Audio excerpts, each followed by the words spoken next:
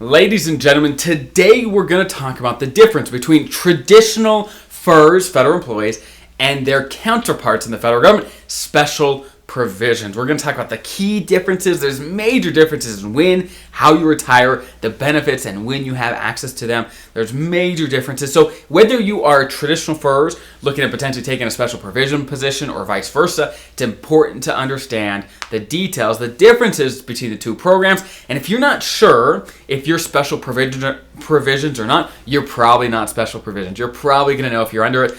The stereotypical positions that fall under these categories are number one, law enforcement officers, air traffic controllers, firefighters, okay? So these folks tend to have better retirements, but of course these jobs are quite stressful. So let's talk about the key differences between, again, traditional FERS and special provisions. Let's dive in. The first big difference is when you can retire. If you're traditional, okay, with a T, traditional, then you have to wait till your MRA, okay, that's your minimum retirement age, that's right around 57 for most of you, have at least 30 years of service, or at age 60 have at least 20 years of service, or 62 have at least 5 years of service. You have to hit one of these to have a full-blown retirement under traditional FERS positions, okay? Again, minimum retirement age, which is about 57, 60 and 20, 62 and 5. This is normal federal employees. Most people fall under these rules. If you're special provisions, at age 50, all you need is 20 years of special provision time. If you have 25 years, you can go at any age. So if you started at 25, if you start at 20 under a special provision position, once you're 45, you're going to have the 25 years. You can retire immediately, get a pension right away. Again, these are special provision retirement eligibility. So you can retire a lot sooner with less years of service, but of course, these years of service have to be special provision time. You can't have 20 years of normal time and then 5 years of special provision and then retire. It can't work that way. These years have to be special provision time. Okay? And so that's the first piece. When you can retire. Also, what you get when you retire is actually more generous for the special provision federal employees. So let me make some room here on my board, and let's go through the difference in the pension. Long story short, for traditional FERS, so again, normal traditional FERS employees, long story short, your pension, you're going to get 1% of your high three, basically your salary, okay, your high three salary, you're going to get 1% for every year of service. So if you have 30 years of service, you get 1% times 30. If your high three salary is $100,000, so your average salary during the highest paid 3 years of your career, that's your high three.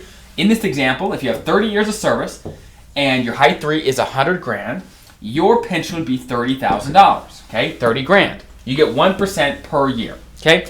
Now there's an exception where some people, if they retire at 62 with at least 20 years, their multiplier is 1.1%. Okay, in that case, their pension would be $33,000. But regardless, it's 1% or 1.1. Okay, and this is traditional FERS.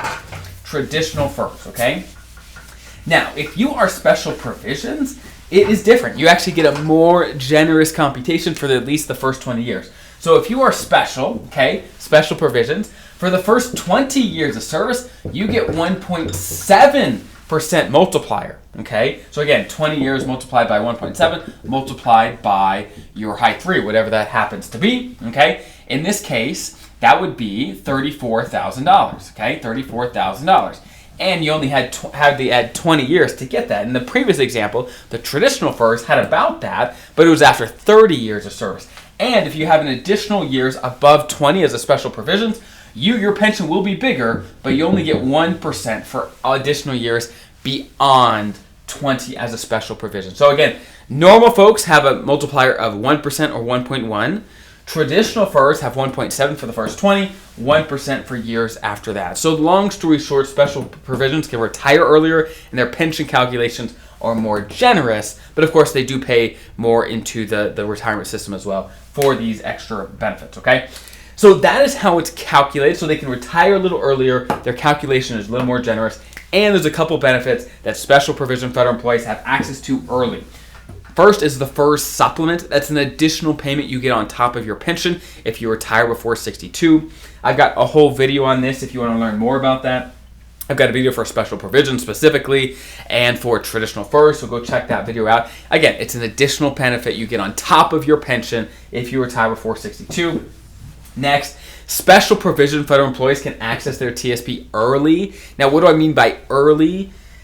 Normal people, normal FERS have to wait till, well, let me actually go back. The normal age for getting into TSP is 59 and a half. If you try to get into it before, there's normally a 10% penalty imposed if you take withdrawals from TSP before 59 and a half. However, traditional FERS, so normal employees actually have an exception where they can access it as early as 55 as long as they retire in the year they turn 55 or later. So if you retire at 56, 57, whatever, anytime after the year you turn 55, you can access TSP even as a traditional FERS without the 10% penalty. However, special provisions can actually access it as early as 50, and if you're eligible to retire, if you have 25 years and you're under 50, you can actually access the TSP immediately without penalty because you're under special provisions. So long story short, special provisions can retire earlier, their pension calculation is more generous for the first 20 years, and they get the first supplement early, they can get access to TSP early. So there's lots of perks, but of course, the downside is these jobs tend to be quite stressful, hard on your body, so there's pros and cons certainly, but these are the main things to think about when considering which way to go or maybe switching, whatever it is. Now, one thing I'll address before we wrap up, what happens if you're special provisioned right now and you want to switch over to just a normal GS position, a normal traditional FERS position? Well, if you have the 20 years you need to retire as a special provisions, even if you go to a normal traditional position and then retire, you will get that 1.7%. You will, as long as you had the 20 years of special provision time before you went over. Then you can still qualify, and those additional years of normal time will just count for your 1% like normal, but that is the thing to consider there. Okay, but I hope that's helpful. Have a great rest of your day. I'll see you guys next time.